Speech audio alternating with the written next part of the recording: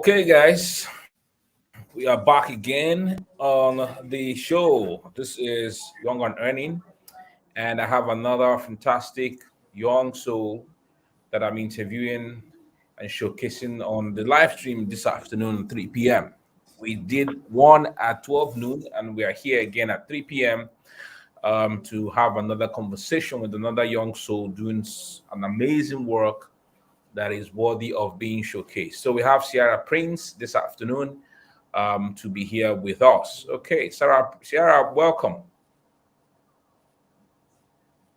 Thank you, sir. Good afternoon. Well done. Good Good afternoon. afternoon, Good to sir. have you here. Okay, so we will go straight into it. Thank you so much. We have shared about your bio to as many platforms as we can, but we want to know if there's something else that you may want to be sharing with us apart from what we have on your bio. So if you've got that, this is the chance for you before I go into my questions for today to tell us about you and maybe some other things that you felt that feel that we should know apart from what's on your bio.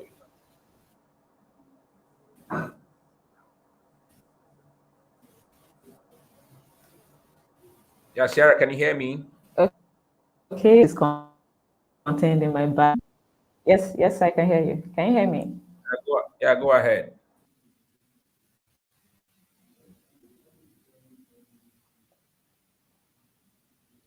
Mm.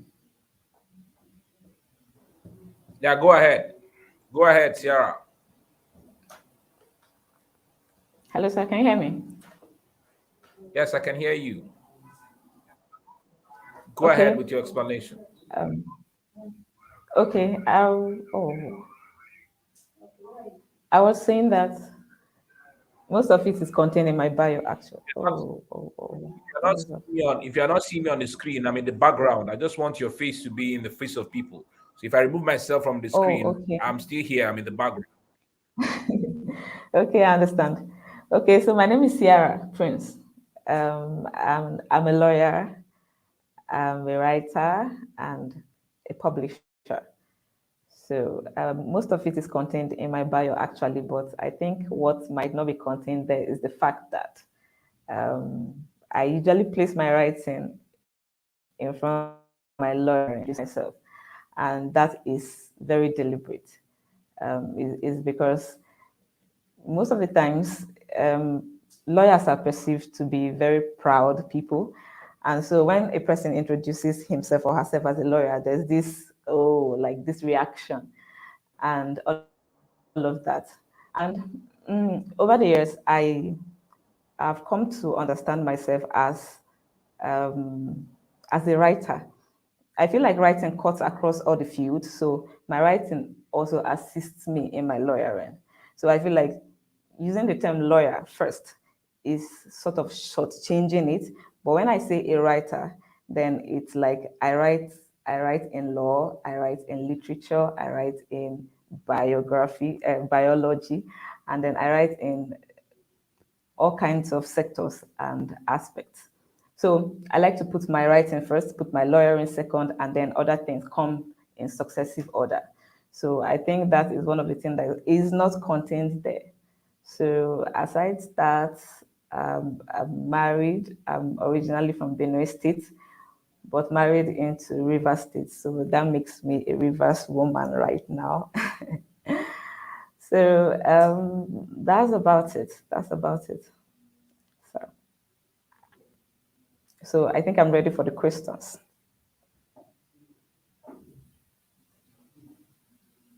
Hello, sir.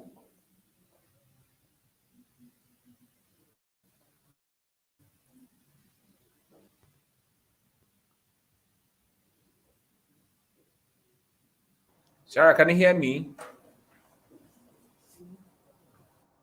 Can you Hello, hear sir. Can you me? hear me? Yes, I Yeah, can. the network was a little bit of an issue right over there. So are you done with the? I couldn't hear you. Are you done with your explanation? Right. Oh, yes, I am. I am. I'm ready for the questions.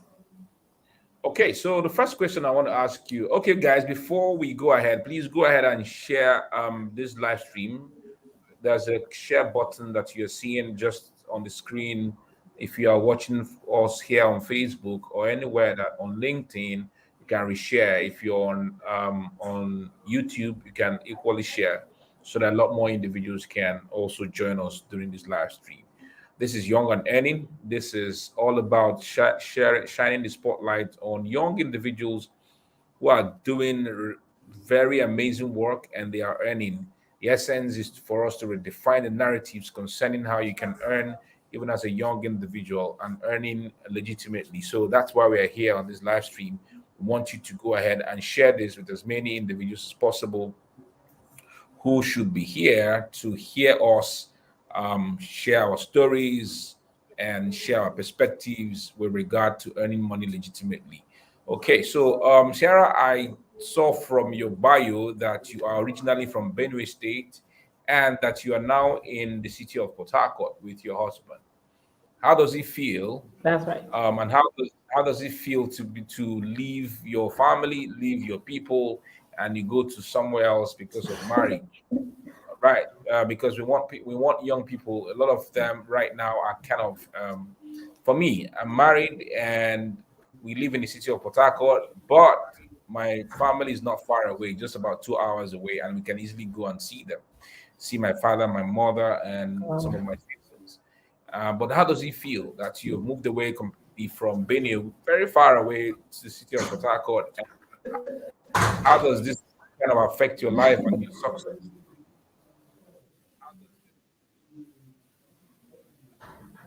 Okay, it's quite natural to me because I've never really been such a home person.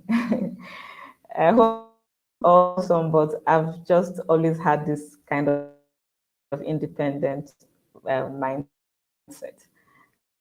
I remember when I was in the university, and my university where I schooled was like 2 hours away from my home. That's all in Benue State.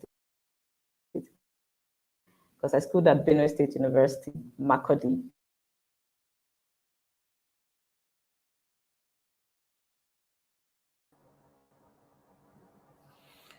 I think your network is a bit of an issue. I don't know. You're freezing. Can you hear me, Sierra?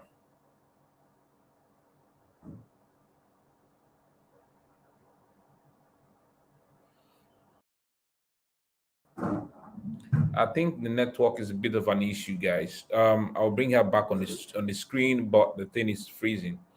Okay, so if you are joining us right now, please share this, and if you are part of the Young and Earning WhatsApp group, please go tell others, post in the group, and tell them that we are live right now on this session. Okay, so just share and let us know where you are coming in from, which city that you are in, where you are coming in from, as we wait for Sarah to come back on the live stream. Okay, so and also as we are waiting for her to come back on the live stream, how has Young and Earning been for you? This is about the fifth session that we are having. How has it been for you? Let me know. Okay, let me know how it has been for you so far while I reach out to Ciara to be able to get back on the live stream.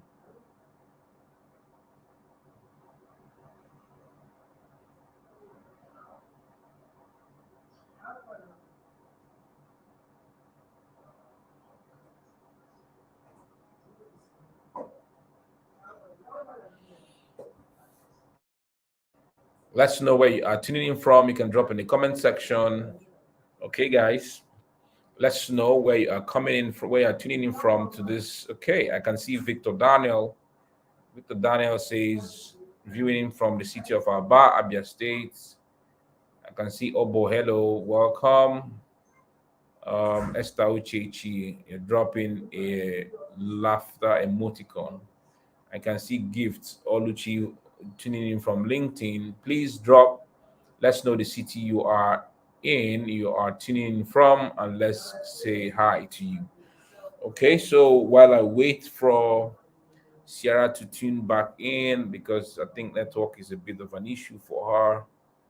Okay, I can see Esther Uchechi viewing from Aba, Abia State. Welcome. I can see Obor. Obor is tuning in from Oka in Anambra State. Fantastic. So tell me how Young and Earning have been for you. If you've been tuning in, let me know how it has been for you. All right. How has Young and Earning been for you if you've been part of the sessions? Um, if you've been part of the sessions, go ahead and let me know. All right. Young and Earning has been it's we designed the summit in such a way that we want to shine the spotlight on amazing young individuals who are doing amazing work in their different fields, not just in the online space, but also in the offline space to come share. Okay, so let us know. So go invite your friends, tag them to come join the session this afternoon as we have conversations again. Okay.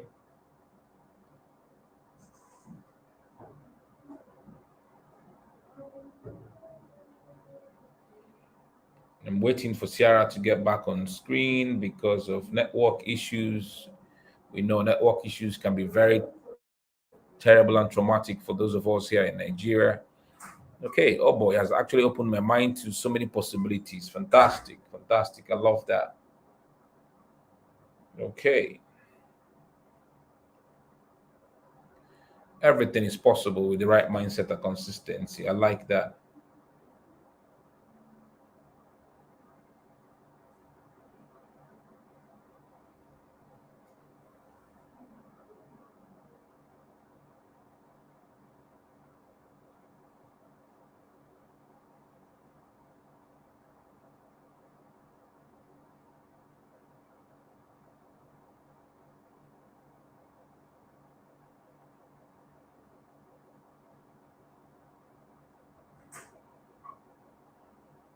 Ciara is having some issues joining us back.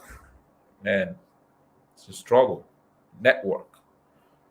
Okay. Yinde Georgiana, excellent. Fantastic. I like that. Um, Esther, Young on Earning has been a mind changing session for me. I've learned so much and I can't wait to begin to practice these things. Victor, this program has been a huge energy to me. The section with Onunu Boy, Belima, he really made me understand that money is a defense. And Tina let me know that nobody owes me anything. Fantastic. I like that. I think that she's getting back on, but not fully yet.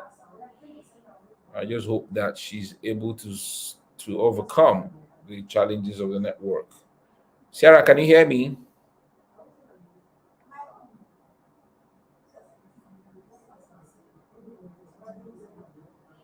Sarah, can you hear me?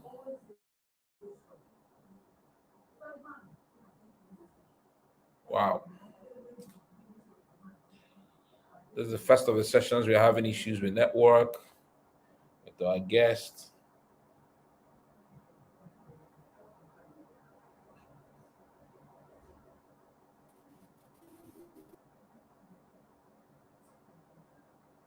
Sarah, can you hear me? Yes, I Can can you hear hear you. me? Can you hear me, sir? Yes, can you hear me now?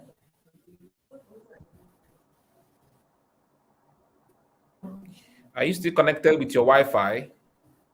Yes, I can now. I can hear you.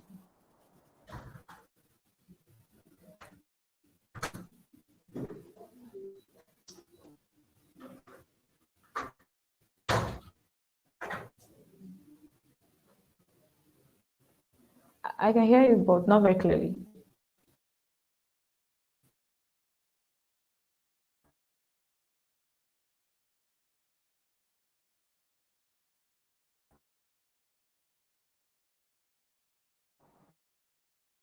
Is your Wi-Fi actually freezing?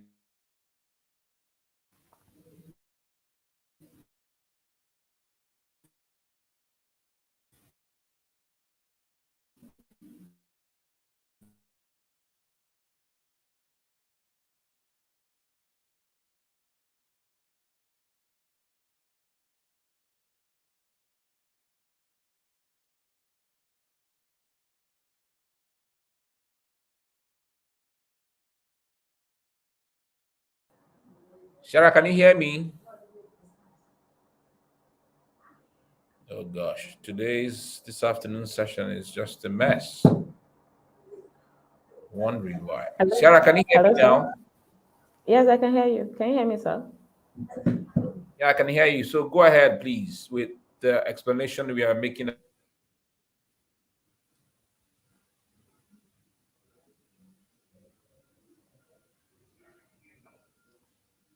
Yes, I can hear you, but you're frozen on the screen. So,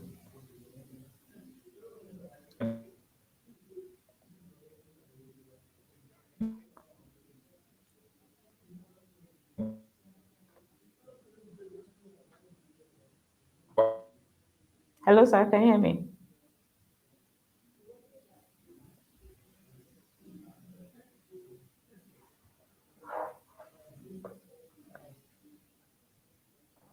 Ciara, can you hear me?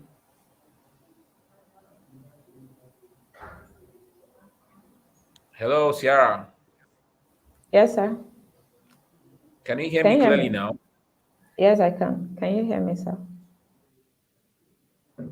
Yes, I can hear you. All right, Okay. go ahead with your explanation, please.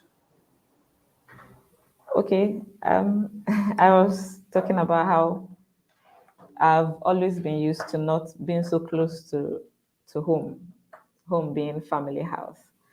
So when I was in the university, my home was like 2 hours distant from my school. I studied in Makodi, Benue State University, and my family house is at Oju, which is like 2 hours apart. So I would hardly go home for breaks, and I've always been that independent child that I was doing a whole lot of things in school. Then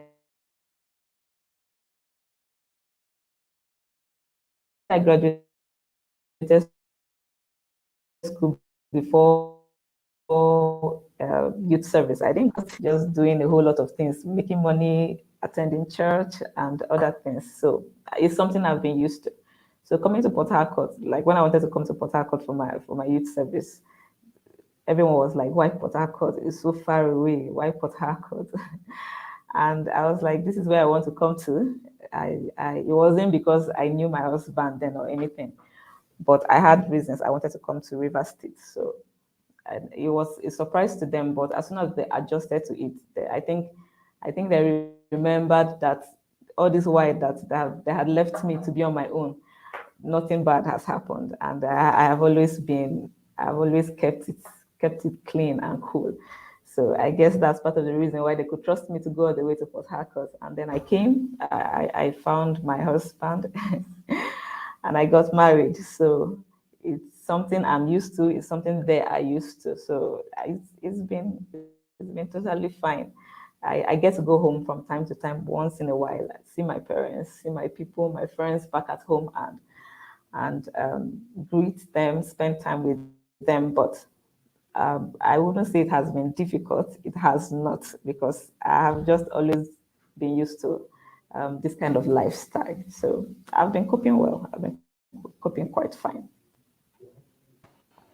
Okay, fantastic. Thanks for that explanation. Okay, so tell us, because you are saying that you want your writing to be out there and in the face of the people much more than your law profession. Why is that? You know, a lot of individuals now they're saying that school is a scam.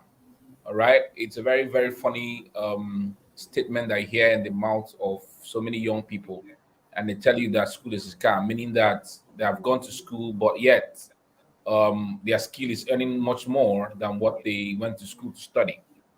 How can you? What's your explanation about this? And with regards to your skill now in writing, I'm not trying to put your law profession in the face of people.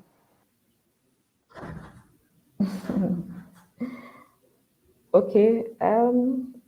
I think I didn't get the question from the beginning, but I think you want me to state I'm saying that I'm asking my that opinion. you've Okay. been you are a lawyer, right? First and foremost, you went to university to study law, but now you are saying that you want to put your writing profession That's first true. before your law profession. Okay, so in the light of young people saying that school is scam because they feel that they make a lot more money from their skill, much more than what they went to university to study. How can you how can you Okay. explain, all right, why the need for you to put your skill or your talent in before what you went to school to study, and how can this will this how can you explain to young individuals, based on what you are currently showcasing to the world, how they themselves can come to that balance as they are in school? Okay.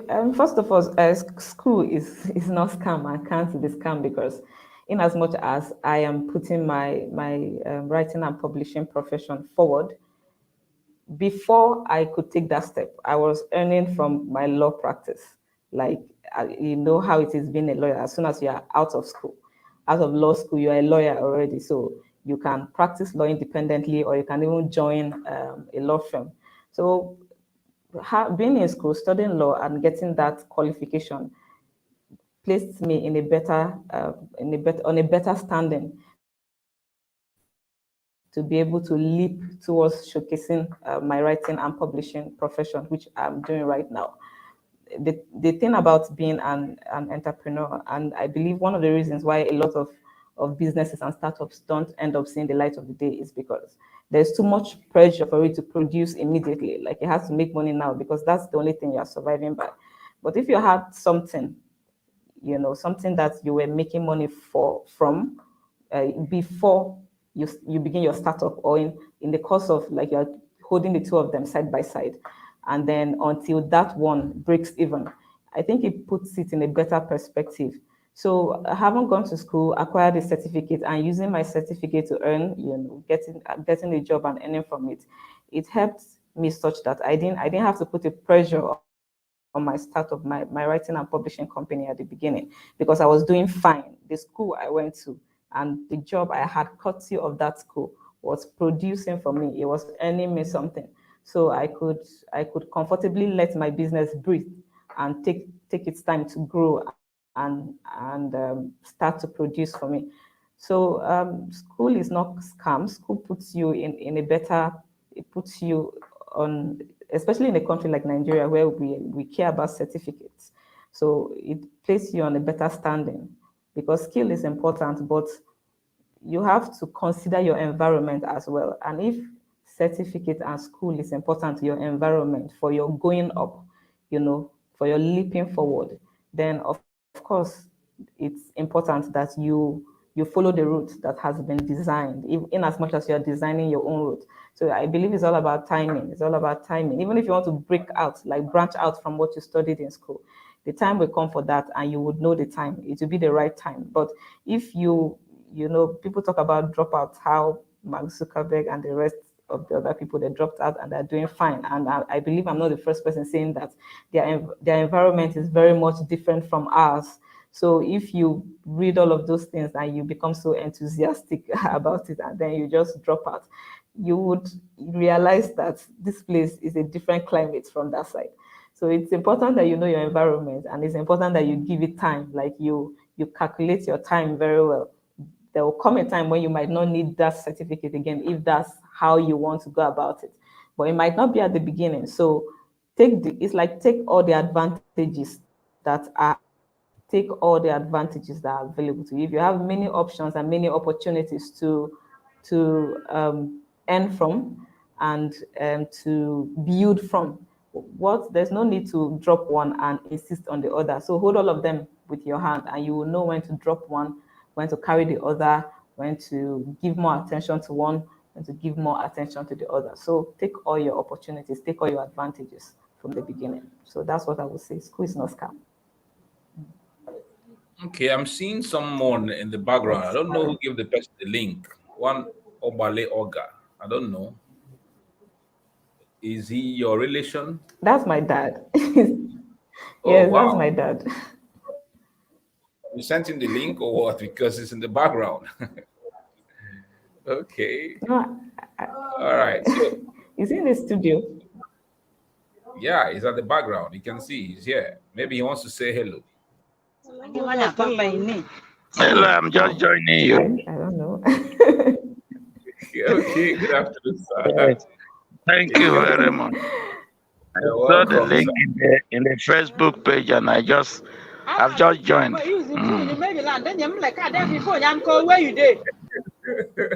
can't really hear. I I don't know how you think. got the link at the background. Okay, well done.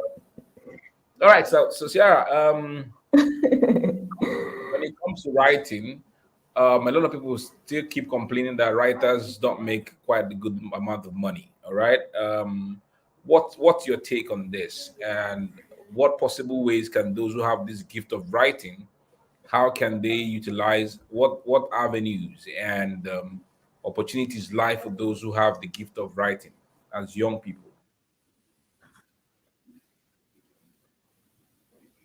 Okay, there's a lot of opportunities for writers, especially in this age. I was just saying to someone that who could have thought that writing would become so important. It didn't used to be like that, or I didn't know. I didn't know. I had no idea that it was even this lucrative to be a writer.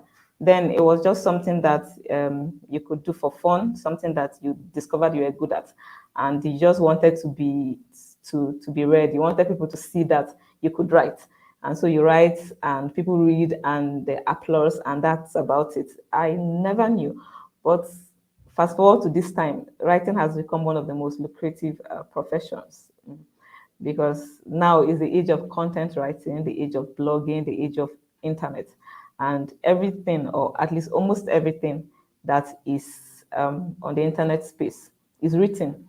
So even those that are eventually transcribed into video and audio format, they are first of all written. So it's like there's an endless river of opportunities for writers. So there's I, of course there's the copywriting, there's content writing, there's the blogging. Like at Scribble House, we have a variety of writers, and what we look out for is the fact that each writer is gifted in different aspects. So, and then these writers are not employees like as you would know it. We call it freelancer plus. So they're able to write for us and write for other people as well. But the idea is that these people are gifted in different aspects of writing. So we have somebody that is expert in academic writing. So that's one aspect of writing to benefit from. We have people that are gifted in research writing. We have people that are gifted in business writing. We have people that are gifted in non-fictional writing, like memos and biographies and all of that. And we have people that are gifted in copywriting and even other things like testimonials and statement of purpose and the reference letters, scholarship writing, essay writing, article writing. It's like it's endless. So if a writer even takes the time to perfect the skill in just one of those aspects of writing and projects his or herself in that aspect of writing, there will be so much. There'll be so much that the person can gain from it. So it's an endless ocean. It's an endless ocean. So um, a person can benefit from writing also either by being a freelancer, like just projecting yourself as someone that writes, getting signed up in applications or platforms like Upwork and Fiverr and the rest of them. A whole lot of those platforms are coming up now. I think I learned of one that a bank is even putting up a cooler work or something like that. So a whole lot of those platforms are coming up now. So a writer can benefit by being a freelancer on those platforms. A writer can also get employed. A lot of my friends are employed in companies where they write maybe a business proposals and business plans. Like that's strictly what they write. And then in those companies writing that. So, and then they could even be employed to blog for a company as well. Um, at Scribble House, eventually we have a writer that we like to call employed. That's just one, and it's because one of our clients wanted a writer that can blog consistently for him. So we just got one of our writers that is good in that aspect of writing, the blogging aspect. And then she does that. She does that for the client consistently, and she's being paid on a monthly basis. So either as a freelancer or as an employee or working as a freelancer plus for a company like our Scribble House, or even just doing it by yourself. So there's a whole lot of opportunities. So it's a very lucrative aspect of writing. So I've mentioned a different aspect of writing, and I've mentioned the different ways that writers can position themselves with their knowledge in that aspect to earn and benefit from. So it's really exciting times, really. Okay, thank you very much. There was something that came up in the last interview, the last interview I had on Saturday, Okay. about where supportive relationships come in with regards to your success, earning and living your life. You're Okay. married, right? What can you Yes. tell the young people when it has to do with relationship, especially marriage, and how it can build or destroy someone when it has to do with working hard and success? So I just wanted to share, if you've got experiences, you can share with us so that we know. Okay. Okay. The place of relationships cannot be overstated or overestimated, because I'm someone that has started a whole lot of things over the years. While I was in school, while I was waiting to get mobilized to law school, before service, I have been starting things. I've had a paper selling business, like A4 papers. I've also had a newspaper at one point that I had to put on pause. But the difference maker in Scribble House, the writing and publishing company, is my husband, who is also my business partner. So there are a lot of things. I knew a lot of things, but there were also a lot of things that I didn't know that were important for a business to succeed. So that support he brought in, and his own quota of knowledge and intelligence that he brought into the business, combined with what I have learned over the years and the things that I have been exposed to, was what made this to leap and just grow. So I remember that one of the things that I was not so good at was following customers up, following clients up. So I had this kind of philosophy, like if you have indicated interest for to get something for a service, and then we've negotiated and everything, and then we've come to a conclusion, and then you decide that you just blank or you ghost and all of that, perhaps you don't want again. So there's no need to bother the person. That kind of thing, when you bring your personality into your business and you're like, I don't like to disturb people. It's okay, it's fine. Somebody else will come, or perhaps when the person finally realizes that he really needs this service, he will come back. But my husband helped me to understand that some people need follow up. In fact, customers need to be followed up, because there are a lot of competing needs. They have a lot of things that they need to do. They need to pay children's school fees. They need to use their money for food. They need to wear clothes. So there are a whole lot of competing needs. So it's not usually that the customers, they don't really want the service. Sometimes it's just that at the point when they indicated interest, they were interested, but after that time, maybe something else came up, and then this began to feel like a priority. But when you beep them and remind them that, oh, how about this? How about this? They remember, then they come back and say, oh, let me make the payment right now. So follow up. He taught me that and helped me get established in it.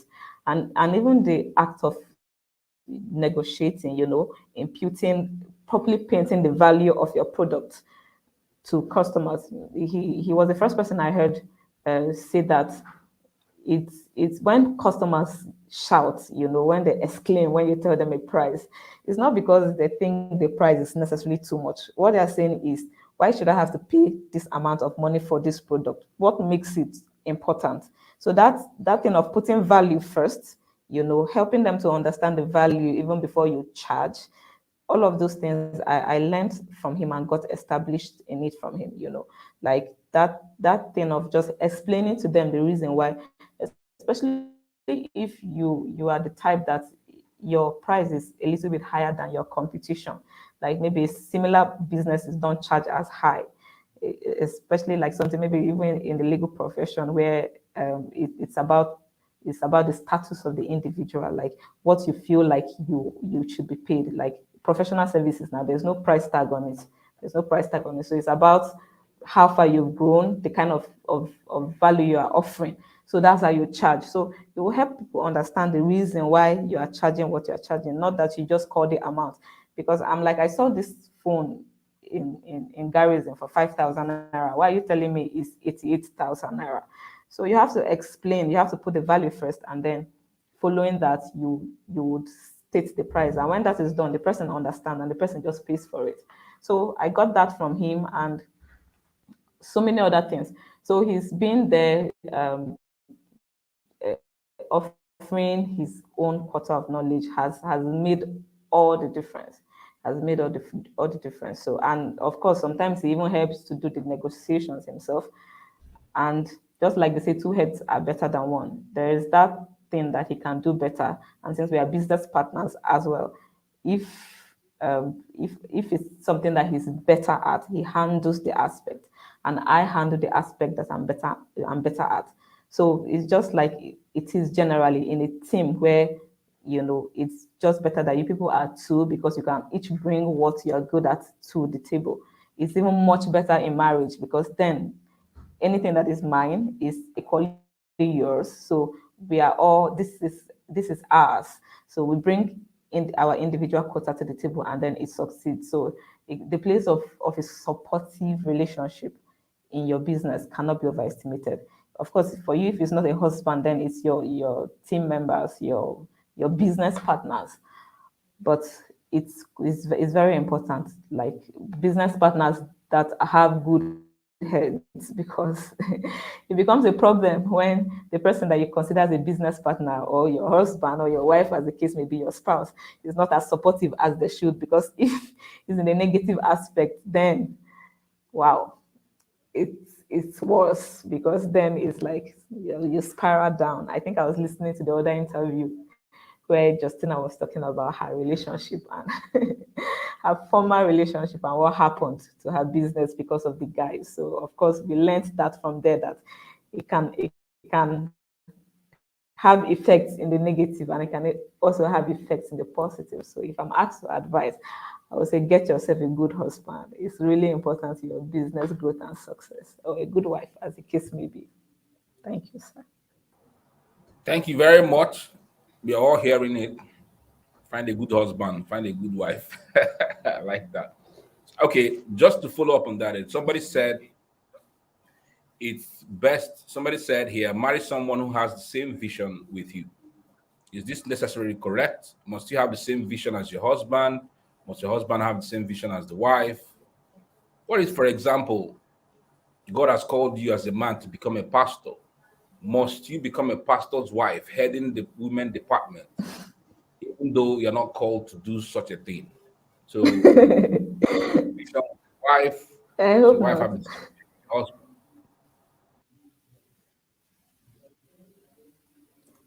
No, I don't think so.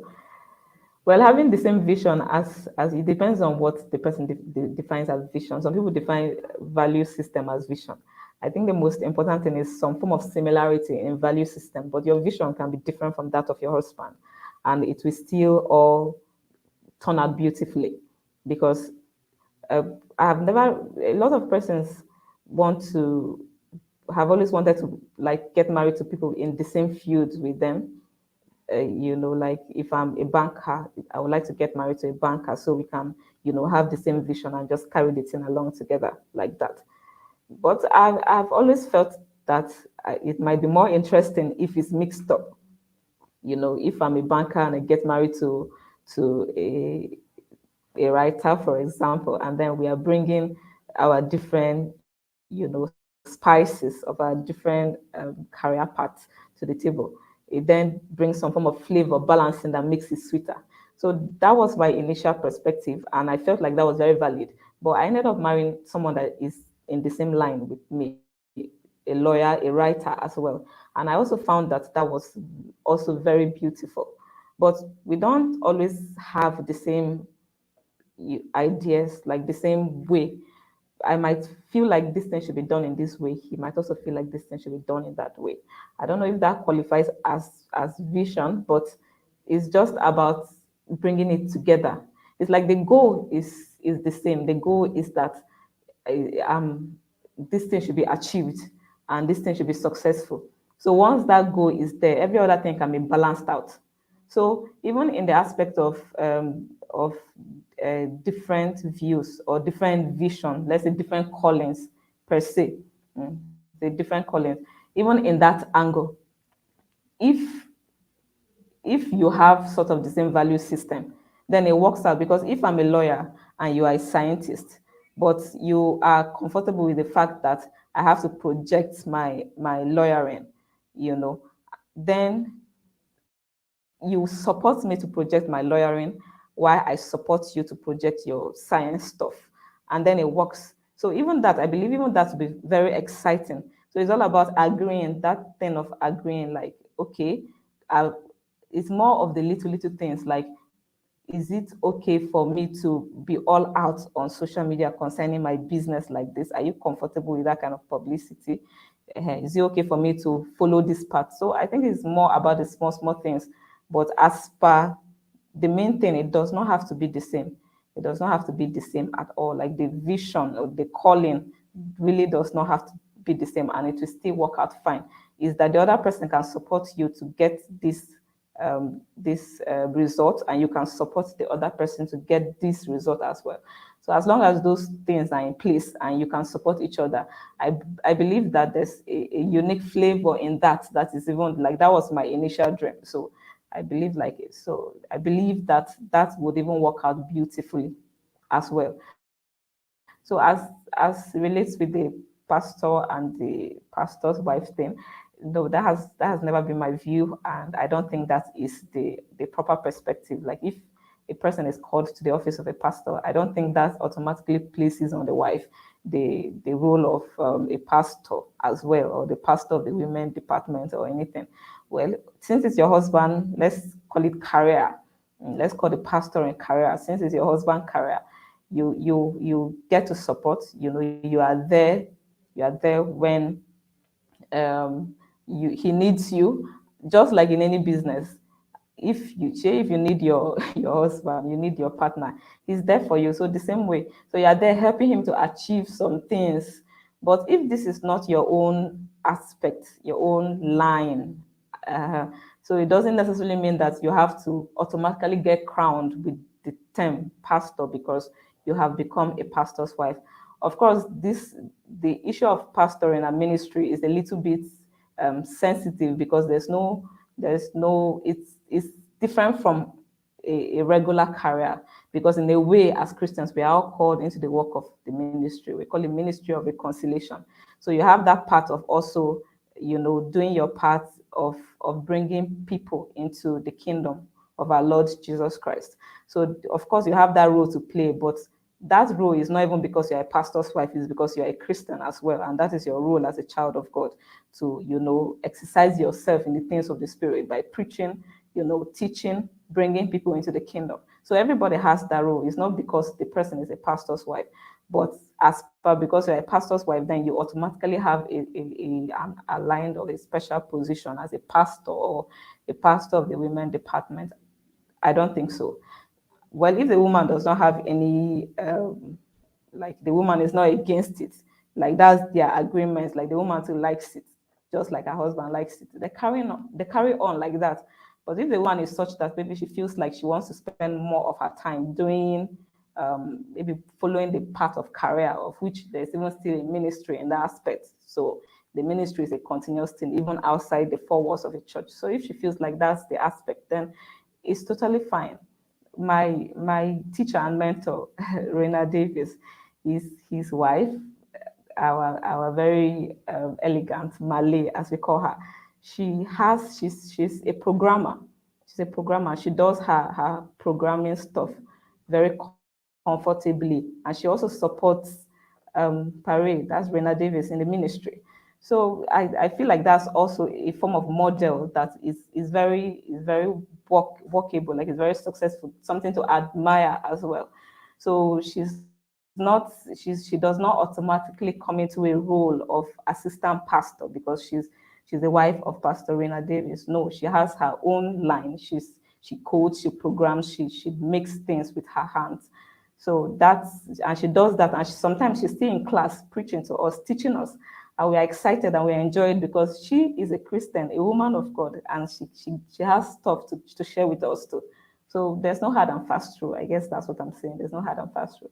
Whatever works for the family is what works. So I know why I asked this question because that's there my was this perspective. where I used to stay before the estate I used to stay before. We had this pastor, and he kept on. The wife couldn't cope being the mother of the church, so he wanted the wife to always sing and preach and sit at the altar beside him. But the woman wasn't just cut out for those kind of things. And and then it happened that part of their issues was the woman couldn't get pregnant, so they didn't have a child. And so there was this other young girl who was very charismatic,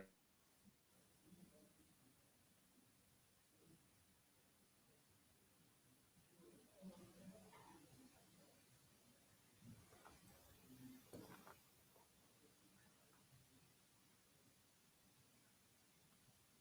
Hello, sir.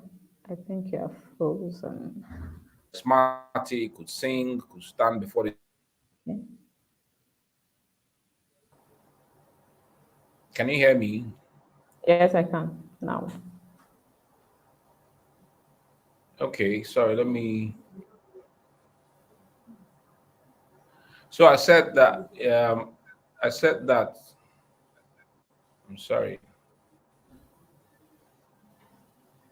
So I said that the um the man wanted the wife to do all that wifely duties in church and all that, but the woman couldn't do Yes. that. And so at some point he had the relationship with a young girl, and had a relationship with a young girl, and before we knew it, the girl got pregnant, and that was how the relationship, the marriage got had issues. I don't know where they are now. They moved out of the estate, so I don't know. So, guys, if you are watching us right now, please go ahead and share this video right now. Share this live stream on your timeline as we begin to wind down on this particular session. We've done 49 minutes so far. We have about 10 minutes to go before we end on the live stream. So, Sarah, tell us a little bit about what challenges have you had on this journey towards utilizing your gift to make money. All right. Tell us a little bit about what challenges have you had with regards to being able to make money from your gift. Okay, I think one of the major challenges I had was the one I mentioned earlier. You know, that thing about people people not really following up with their orders. I think I found that very annoying and frustrating at some points. Like you make an order and then you don't follow it up. So I remember when we launched Scribble House in October 2021. We did a launch, and I think that's another thing I wanted to mention about the importance of doing a business launch. So we did an online business launch, and the people that came for that launch were the people that started referring clients to us first. So that whole thing of not hiding. I heard you talking about it yesterday. So that whole thing of not hiding to launch a business was very important. Having done all the research, we discovered that one of the important things everyone kept saying was that don't launch your business in private. As a matter of fact, one of them went as far as saying that if you if you launch your business, like if you unveil your business surprised as at the time you unveiled it, then you have failed already because you're supposed to carry them along, step by step. And that was what we did. So when we had that business launch, our first clients were people that were referred but that were referred by people that were present in the launch. And we've had a discussion. It was the beginning of business. It just you're a little bit anxious. Then you want to see how well this thing will work. So as at that time, we had people, make inquiries but not follow it through. I remember this particular man. I think that was our very first client. He wanted to write a book, a memo of some sort. And then we had discussed, we started from 1.5 M that we charged him, and then all the negotiation, the haggling of the price and everything, all that energy expended. Then we finally settled at 500K. We said, okay, so it's our first client now. So it makes sense to maybe, like just cool down a little bit, like just a compromise on the price. So, and then after all of that whole process, sending a bill of charges, having him negotiate, haggling the price, finally settling on the price, then okay, it's time to pay now, deposit something, nowhere to be found. So all of that, it was annoying. And then she was not the only person. I think the next person did the same thing. Somebody wanted to publish a book. We gave out the bill and all of that. We negotiated, followed through. Another person wanted to write a book. We were supposed to do a research. It was for a politician. We were supposed to write a book for the person to, present to someone in Abuja. And we had already started working out the modalities, and then we're almost at the end of it, and the person ghosted. So, all of those things, it was really, how far now? How is this thing going? Is it working at all? So that was one of the major challenges at that beginning time, but I guess the solution is just to be consistent and not to allow any of those things be a discouraging factor. Because the fact that those persons were even coming up itself is a sign that the business is working.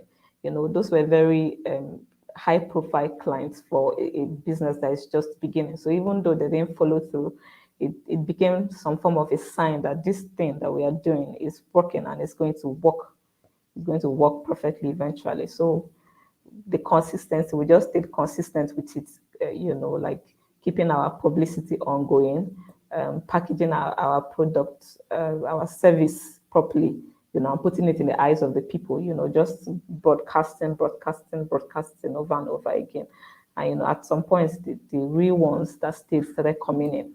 When we eventually started getting clients that paid for the product, it didn't even come at that high anymore. I think the first person was about 3,000 for a page or two of a write-up, but from there we moved on to, 10, 35, 50, 100. And so it's been going, so it's been fine. So consistency was what helped us to overcome that particular challenge.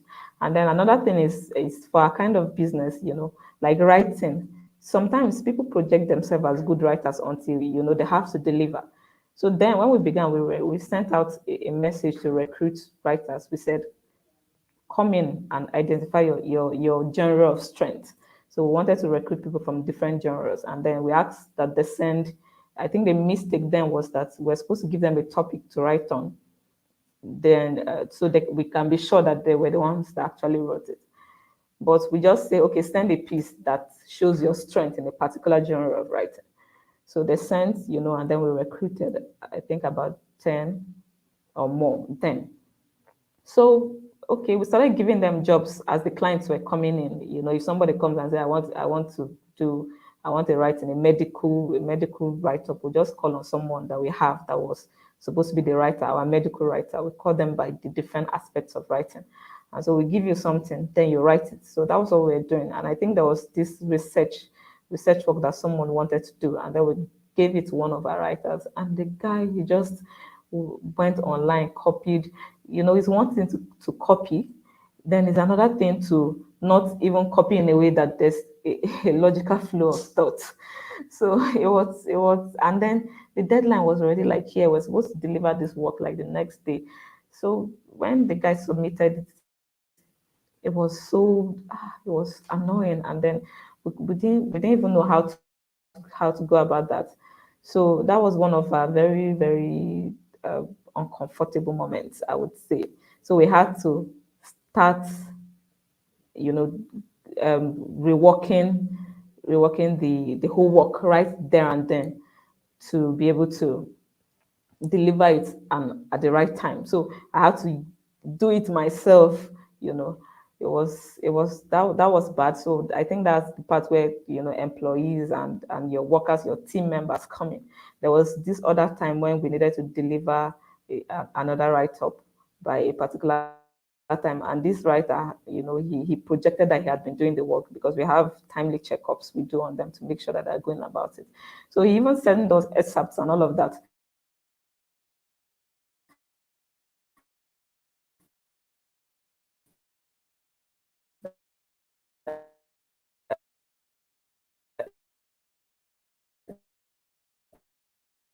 then said he has been going about the work. And then at the very moment, okay, so at the very moment when we're supposed to deliver the next day. Then that night, midnight to around 12, 12 a.m. before the next day, the dawn of the day, he now said that he had been having some challenges. He has not really been able to do anything, all of this kind of stuff. Wow. So that particular work, we couldn't meet up. We couldn't meet up. We had to just, tell the clients. That was like the worst moment. That has been the worst experience of the company. So it's been getting the right team members, the right writers that actually are what they claim to be. So that has been another major challenge. We also have editors, and then sometimes they are not who they say they are. So that ability to recruit right, to know the right things to look out for, and make sure you get it right. That has been the thing. That has been one of the challenges, but it's something that we are gradually getting better at. I think we are gradually getting better at it, so it's getting better. And of course, the customers too can be challenging. Sometimes you deliver something, and you deliver exactly what the person says, and then the person is complaining. The person is saying, "This is not what I said." You're even showing them physical evidence of what you said. Like the chat, the discussion, the conversation, and then there's all forms of haggling. We had this client once who he came. He said he wanted to employ a writer to do a research for a blog that he wanted to write, a lifestyle blog or something like that. And then, okay, we thought about it, and my husband, my business partner, who is my husband as well, suggested that for this kind of writing to be better that it's on a contract base, because the kind of writing he was required was something that has to be calculated by measure of work, not something that will be like an employment thing. So we charged him based on a contract. We charged him a lump sum that he was supposed to spread over months and pay. And the deal was do the research and give and present it. So we did that, and then we compiled the entire research together and then present and deliver to him. And then he started talking about how that we're supposed to upload it on his blog.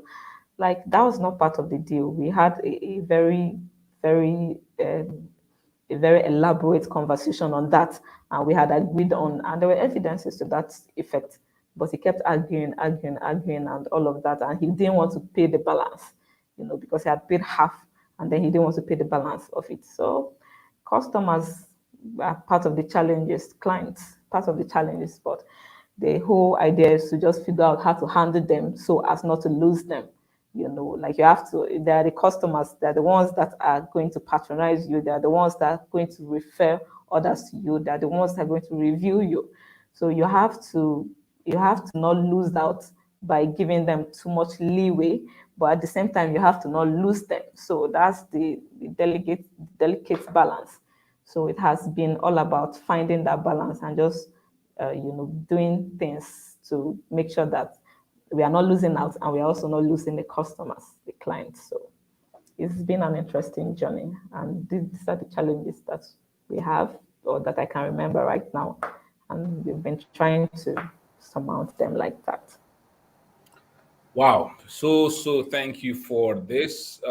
This session has been amazing. So guys, please still go ahead. For those of us who are here right now, please still go ahead and share this live stream on your timeline right away, as we are coming to the end of the session. It's been an amazing journey, amazing session so far, telling us your experiences with clear-cut examples, and they have been so simple enough for us to all understand. So thank you very much, Ciara, Thank you, for sir. your indulgences and the things that you've shared with us this afternoon. So to wrap up, um, what do you have to say? Pieces of advice for the young people regarding money and earning money and growing wealth. Okay.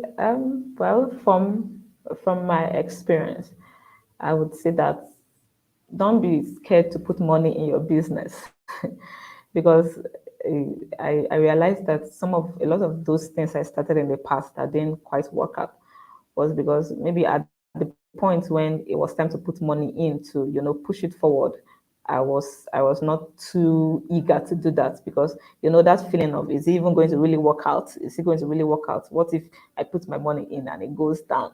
But the truth is, if it's going to really work out, you still have to put your money in. So if you're planning a startup, don't plan it just on passion. Plan the money that you will use to, push it up, advert, publicity, and all you need to do, like money that you will spend on packaging a good product or good services to put it out there. So don't be scared. When we started Scribble House, before anything, we paid for our logo. We had not seen, and then we had to pay. So sometimes things like that seem a little bit insignificant. Like, why are you paying for this?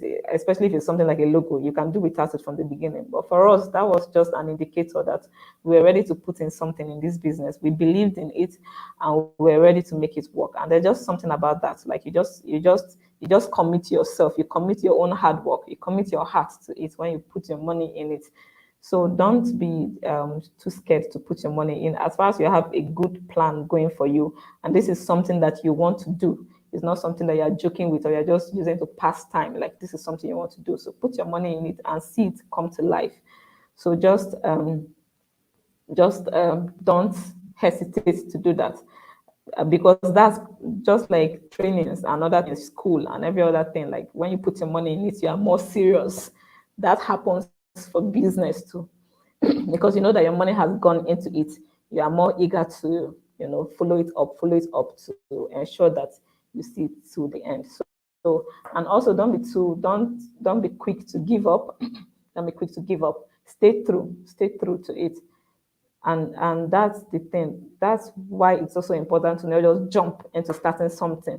Like, take the time to do the research and be sure that this is something that you want to do and that you can do. Take time to assess what will be needed, like the amount of labor, the amount of capital. Like, just assess it. When I was doing things in the past, a lot of times I just get the idea and I jump into it, and that was some form of capital too. It was an advantage because at least I didn't have that thing of uh, dragging my feet to start something or just never starting it. So that one too is good. But before you do that, just take the time to plan it out and lay out clear cut directions of where your business is headed. So if you do that, then you'll be able to assess the amount of the risk you'll be taking, even loss, the possibilities of loss, that you might be getting and all of that. So just cover it up. They talk about business plan, and then it's this thing that people don't want to do because they see it as one very boring document with calculations and all of that. But it doesn't have to be. You don't even have to make it so formal, like the ones that you submit for grants and all of that. If you don't want to do that, you can just do one for yourself. Like, write it as informal as possible, but just have a plan that you are working with. If you don't plan to sell to hand that business plan over to investors or for grants or for other things, you can just write something personal to you, not the one that you just allocate to somebody else. Just write anything. Write it in the way that you write it in your own personal voice. Just write it in your own language of understanding, like the way that you want to, when you look at it, you realize that, oh, this is where I was going, this is where I want to go. Like, just put it down and let it be a personal document to you, and then you can be working with that as your business plan, as the name suggests. Because these days, business plan is not necessarily as the name suggests. It's just a type of document that we have, but you can make your business plan personal. You can even have to do that one that is for the public, so you can submit it anytime you want to, for grants, for investors, the one that meets their criteria. You have one that you are working with yourself, that you have written in your own voice. You have delineated the things you want to do according to how you want to do it. So I think that's very important and key to, a successful business. Then what I was also saying about the business launch, how the thing of not, quietly launching your business or unveiling your business. They talk about pre-launch phase, the launch phase, and the post-launch phase. Those are some of the things that I learned during research when we were researching before starting the business. And those things helped a lot because you create anticipation at the pre-launch, you launch, and then you follow it up with post-launch activities. So you gather people that launch the business with you. We took our phones then, we gathered a group of numbers, so many numbers. I've never made calls like that before. We called like almost everyone in our contact list, people we've not heard from in a while, and tell them we want to launch a business. Took time to explain the business to them, and we're like, okay, so please be online also, so dates where we would unveil the business practically to you. And that was what we did. They didn't all turn up, but that's the idea. You have a large mass of numbers. So if half or even less than half turn up, you are good to go. So that was what we did. And they turned up. And like I said, our first referrals came from those people. So it's important that you plan, and then you execute the plan. You carry the public along, carry your platform, your social media people, your contact list. Your contact list is a very important a very important list ahead for your marketing. So reach out to people in your contact, tell them what you are doing, send broadcasts, involve them, and sometimes don't be too worried, don't be too bothered about whether they're responding or they're not responding. That's good too, but don't get discouraged when you don't see that, because sometimes they are seeing it is enough. It's enough. And if they see it consistently like that, when they have need of that product or that service, you'll be the first person that will come to mind. They will just call you, but you will even be wondering, so this person even know that I'm doing this thing since. You've never go and like my post, you've never commented, you've never done anything. But see, today that she or he needed the service, they just called on to you. So don't be discouraged by less engagement or more engagement. Aim for that. But while you are starting, just make the whole portraying the business in their front consistent. It's subtle, but it's in their hearts and in their minds. And when even their friend is looking for that service, you'll be the first reference point, because they'll remember. The whole idea is to cause them to remember. So you're always in their front, so they always remember you. So just stay encouraged and you'll be fine. I think that's it, sir. Hey, so thank you so much, Ciara. Well, I'm grateful for this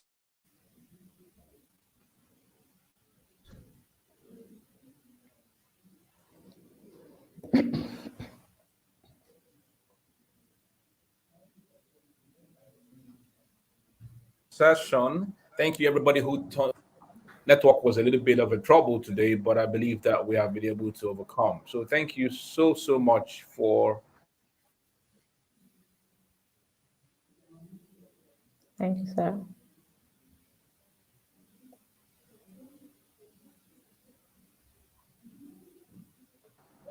And tuned in. I look forward. All